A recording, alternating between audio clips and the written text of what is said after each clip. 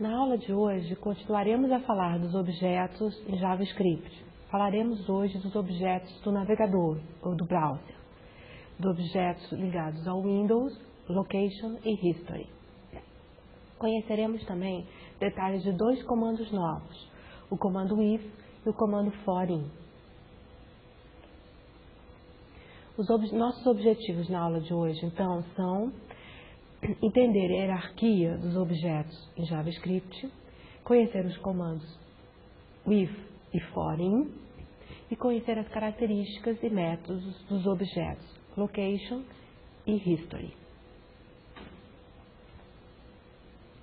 Os objetos do navegador representam o próprio navegador, ou seja, contêm informações sobre o documento que está sendo mostrado.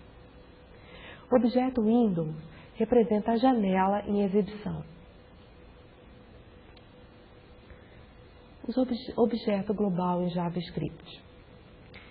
O objeto global é o objeto que está no topo da hierarquia. Isso quer dizer que todos os outros objetos e todos os outros métodos e propriedades dos demais objetos estão contidos nele e podem ser identificados através de suas propriedades como sendo propriedades do objeto global. O objeto Windows é o objeto global em JavaScript, ou seja, ele é o objeto principal. É através dele que podemos acessar todos os outros objetos. Vamos entender em um exemplo como é essa hierarquia. Na página de código que está na tela, nós estamos criando um formulário em HTML. Esse formulário vai fazer parte do objeto Windows que está sendo mostrado. Esse formulário vai ter diversos elementos. Cada um desses elementos do formulário estão sendo definidos nas linhas em verde de códigos que aparecem na tela. As três primeiras linhas em verde definem um campo de formulário input de texto. As duas últimas linhas em verde definem um campo input do tipo bottom. À medida que nós definimos um elemento do formulário, nós estamos criando um elemento desse objeto. Esse elemento é automaticamente criado na ordem que aparece, ou seja, o primeiro elemento é criado como o elemento 0 do formulário. O segundo elemento criado é imediatamente atribuído ao elemento 1 do formulário. O terceiro ao 2 e assim sucessivamente. Na parte do código que está em marrom, nós estamos abrindo a linguagem e usando dos seus diversos elementos da página através de uma cadeia sucessiva, onde o elemento de mais alto nível na hierarquia segue aos elementos de mais baixo nível. Repare como estamos acessando cada um dos elementos e seus atributos. Na terceira linha, estamos atribuindo à variável novo o resultado de document form 0 elements2.value. O que nós estamos atribuindo a novo é um valor, a última propriedade, o ponto value. Mas esse valor se refere ao elemento 2 do form 0, que faz parte do documento atual que está sendo mostrado. É por isso que existe essa cadeia sucessiva de pontos. Documents.form0.elements2. Essa cadeia sucessiva de pontos está descrevendo a hierarquia dos diversos elementos de JavaScript, onde, depois de document, nós temos o único formulário que está sendo criado, o form0, e os seus diversos elementos, até chegarmos na propriedade que estamos querendo acessar, no caso, value do elemento 2. Nas linhas que seguem, nós temos um código if-else. No comando if, nós também estamos acessando diversos valores, diversas propriedades, valores de diversos elementos do formulário, o elemento 3 e o elemento 0. A cada um deles, nós estamos acessando os valores que vão aparecer associados ao código do formulário na tela. A cadeia sucessiva de pontos é devido à ordem do elemento acessado na hierarquia. No else, estamos fazendo a mesma coisa, acessando as propriedades velho do elemento 4 e do elemento 1. Como ele está dentro de form 0, dentro do documento, para chegarmos a velho, temos que usar essa cadeia sucessiva de pontos. Vejamos o que acontece ao rodarmos esse exemplo. Nós estamos com esse código criando um formulário. O primeiro elemento do formulário, o segundo e terceiro, será um campo de texto. Os outros dois são botões. E o prompt vai fazer com que troquemos ou não o valor do novo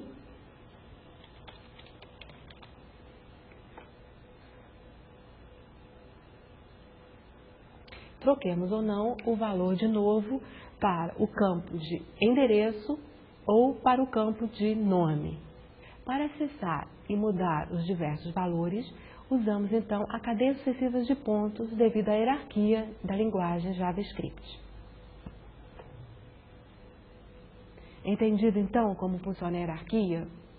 A partir do objeto no nível mais alto, podemos acessar todos os objetos de nível mais baixo na hierarquia, usando o operador ponto. Vejamos agora um comando que facilita muito essa manipulação da hierarquia, no caso, o comando if. Repare a sintaxe do comando if. Ele vai aparecer o if, entre parênteses, objeto e comandos. O que o comando if vai ser fazer com que o objeto que aparece entre parênteses esteja na frente da cadeia de escopo da hierarquia da linguagem, facilitando com isso a escrita, ou seja, diminuindo o tamanho do código a ser digitalizado.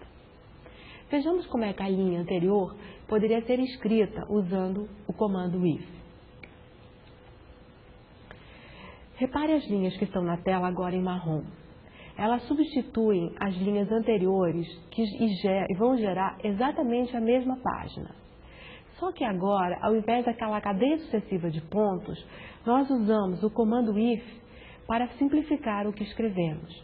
Repare a segunda linha onde temos o if, entre parênteses, documento.form0, segue a abertura de chaves e depois disso nós estaremos acessando comumente os diversos valores de cada um dos elementos.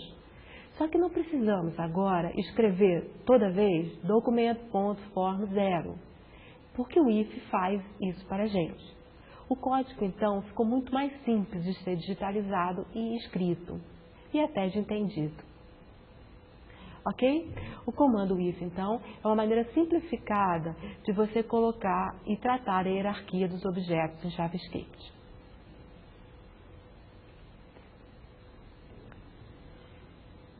Um outro comando que às vezes facilita muito é o comando for_in.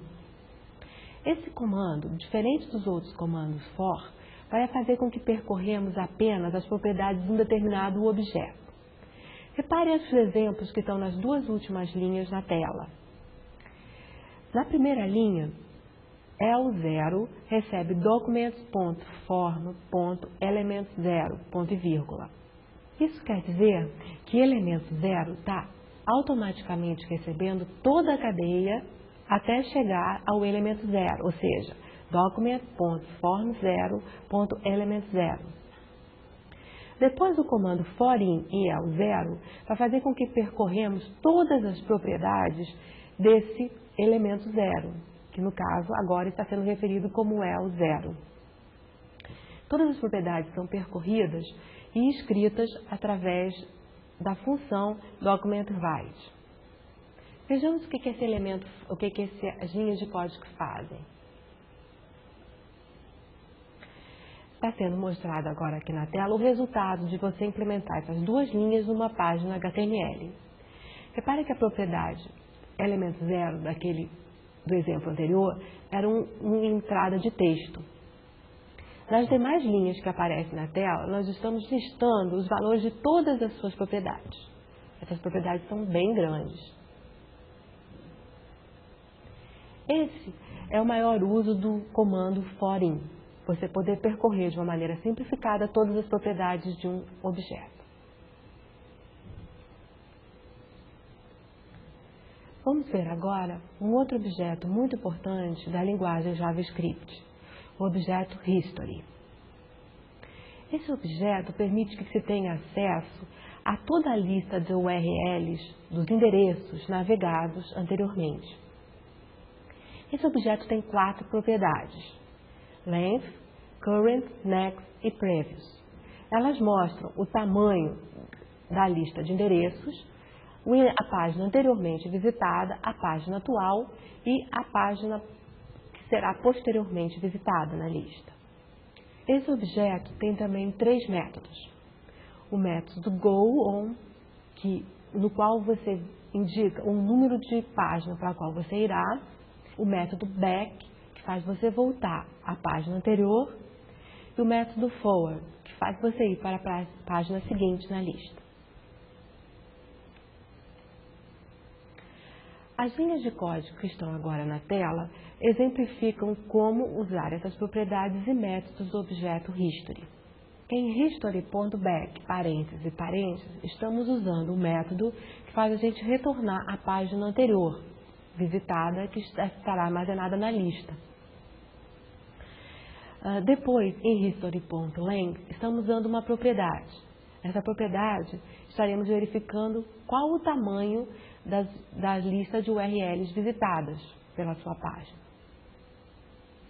E, finalmente, na penúltima linha, estamos exemplificando o uso do comando forin.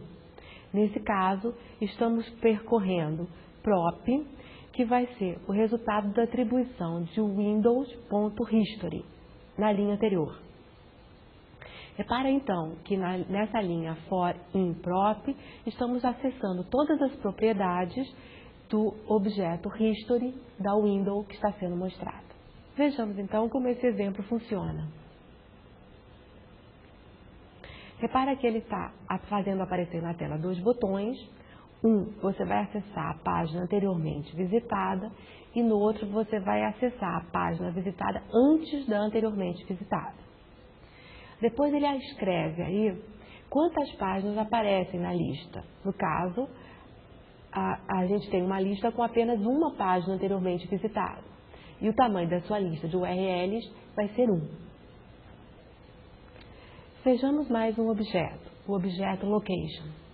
Esse objeto vai guardar as informações sobre a URL corrente.